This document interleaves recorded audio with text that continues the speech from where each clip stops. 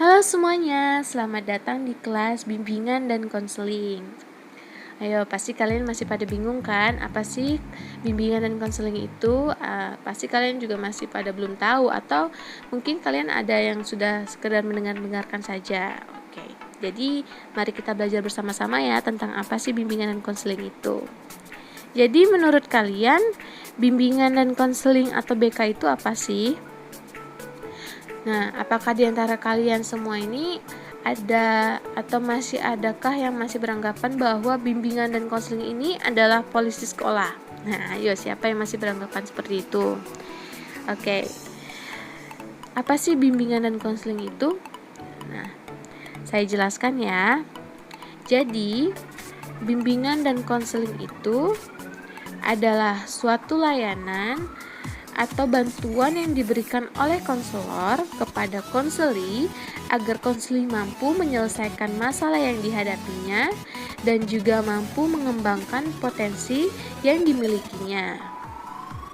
Oke, pasti kalian juga masih belum paham betul ya, masih bertanya-tanya juga kan, tujuan bimbingan dan konseling ini apa saja sih? Oke, BK itu memiliki tujuan yang mencakup beberapa aspek, yaitu yang pertama ada tujuan dengan aspek pribadi dan sosial, yang kedua tujuan dengan aspek akademik, yang ketiga tujuan dengan aspek Oke, saya jelaskan satu persatu ya. Tujuan dengan aspek pribadi sosial itu contohnya seperti agar konseli memiliki komitmen yang kuat dalam mengamalkan nilai-nilai keimanan dan ketakwaan kepada Tuhan Yang Maha Esa dalam kehidupan pribadi, keluarga, pergaulan, dan teman sebaya maupun pada masyarakat sekitarnya.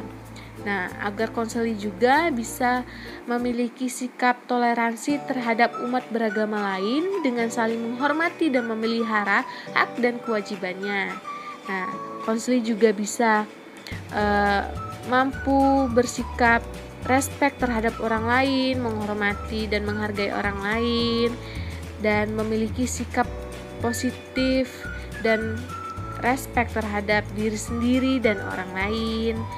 Dan agar konseli juga bisa mampu memiliki kemampuan mengambil keputusan secara efektif. Jadi kalian bisa tahu keputusan kalian ini udah baik atau benar. Kalian bisa menentukan apa yang baik dan benar untuk diri kalian. Nah, yang kedua, tujuan dengan aspek akademik itu agar kalian bisa memiliki sikap dan kebiasaan belajar yang positif seperti kebiasaan membaca buku, disiplin dalam belajar. Nah, agar kalian juga bisa memiliki kesadaran tentang potensi diri dalam aspek belajar dan memahami berbagai hambatan yang mungkin muncul dalam proses belajar yang dialami.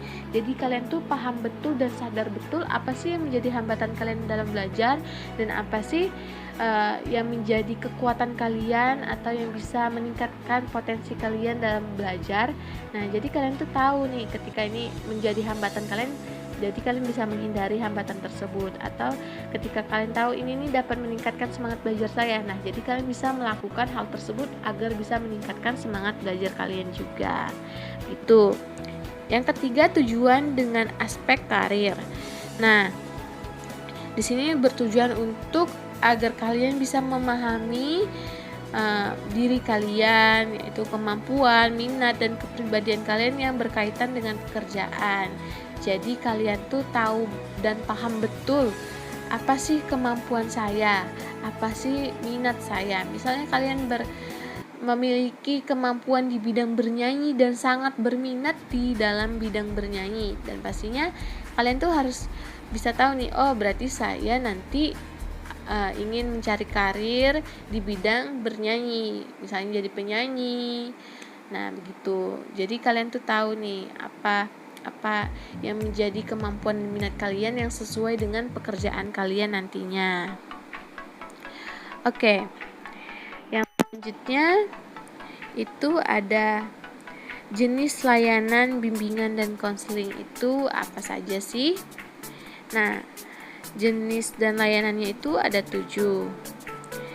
Yang pertama adalah layanan orientasi, yang kedua layanan informasi, yang ketiga layanan penempatan penyaluran, yang keempat layanan pembelajaran, yang kelima layanan konseling individu, keenam layanan konseling kelompok, dan ketujuh layanan bimbingan kelompok. Nah, saya jelaskan satu persatu ya. Yang pertama, layanan orientasi. Layanan ini diberikan kepada siswa untuk dapat lebih mengenal lingkungan sekolah yang baru dimasukinya. Jadi mungkin siswa-siswi yang baru masuk ini bisa tahu nih lingkungan sekolahnya itu seperti apa sih. Nah, apa saja sih yang harus saya lakukan, yang harus saya hindari ketika berada di lingkungan sekolah saya ini, sehingga ketika sudah mengetahui dan paham betul tentang lingkungan sekolah ini, kalian juga bisa lebih gampang beradaptasinya lagi dengan sekolah yang kalian baru masuki atau dengan lingkungan yang baru kalian masuki. Nah, yang kedua ada layanan informasi. Layanan yang diberikan pada siswa guna memberikan informasi kepada siswa tentang berbagai hal yang diperlukan.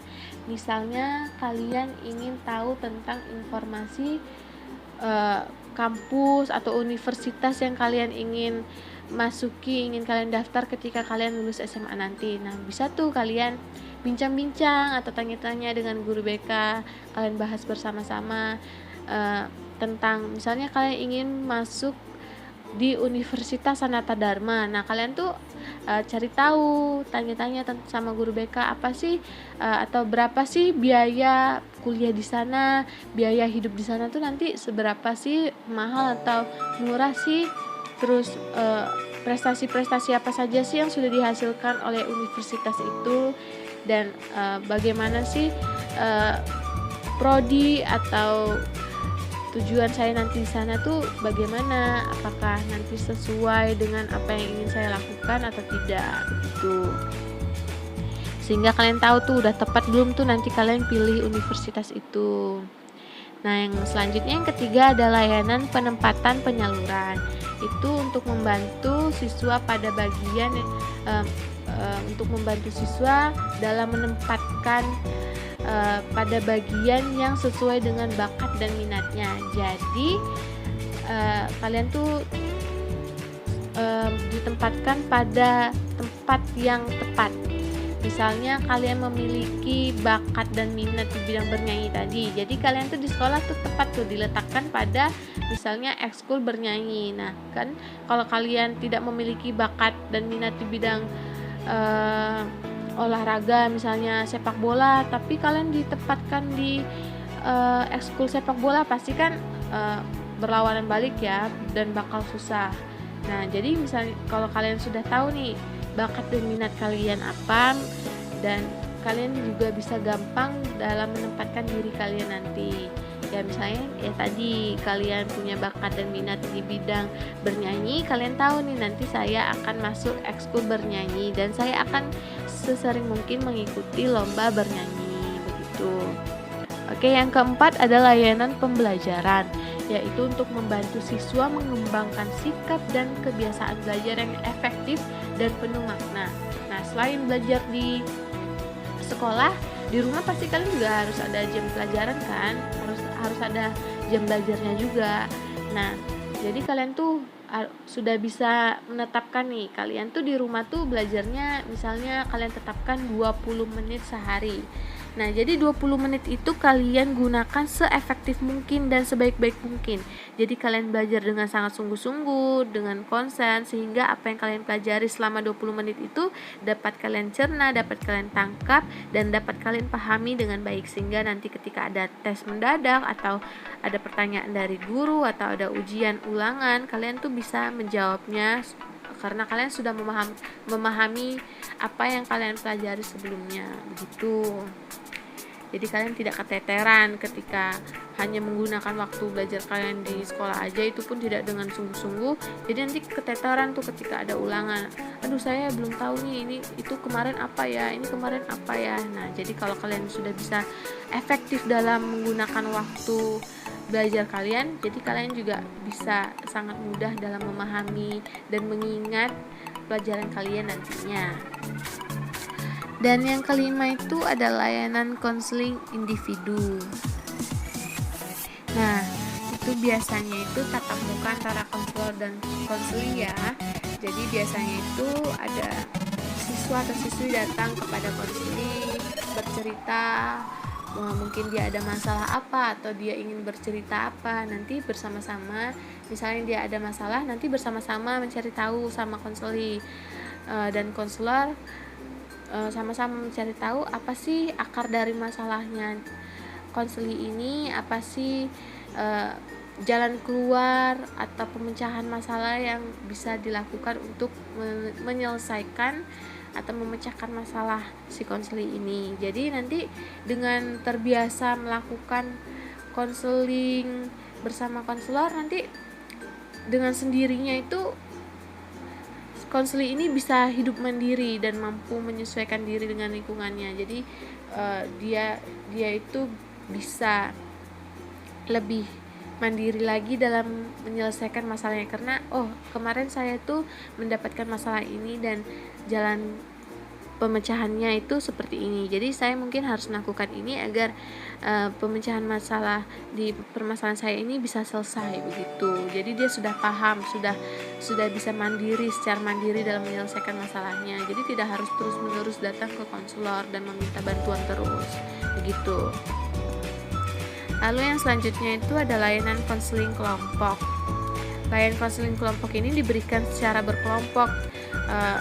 Kelompok itu biasanya itu memiliki masalah yang sama dalam rangka pemecahan secara bersama-sama juga. Jadi dalam konseling kelompok ini biasanya itu siswa-siswinya itu memiliki masalah yang sama, sehingga di situ juga dicari pemecah masalahnya itu secara bersama-sama gitu. Karena memiliki masalah yang sama pasti memiliki tujuan yang sama juga kan.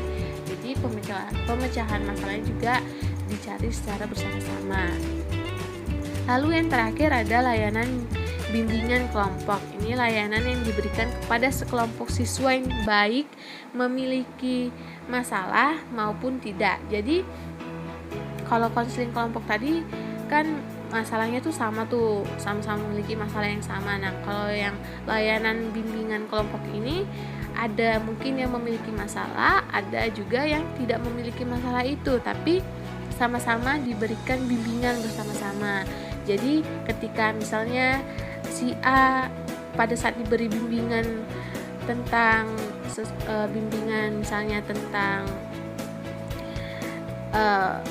sulitnya konsentrasi dalam belajar, padahal dia tidak mengalami kesulitan atau masalah itu kan, tapi ketika nanti suatu saat dia mengalami kesulitan dalam konsentrasi dalam belajar ini, dia tuh udah tahu nih cara pemecahannya, cara mengatasinya seperti apa. Begitu teman-teman. Oke. Terkadang masalah yang kita hadapi itu sama sulitnya dengan rumus matematika, ya nggak sih? Sulit dipecahkan tetapi pasti ada jalan keluarnya, ya kan? Jadi jangan segan-segan loh untuk berbagi apapun ceritamu dengan guru BK, karena kami akan berusaha untuk sebisa mungkin membantu kalian, dan pastinya cerita yang kamu ceritakan kepada guru BK hanya saya dan kamu yang tahu. Oke, sekian dari saya. Jika ada pertanyaan, saya silakan untuk bertanya. Oke, terima kasih.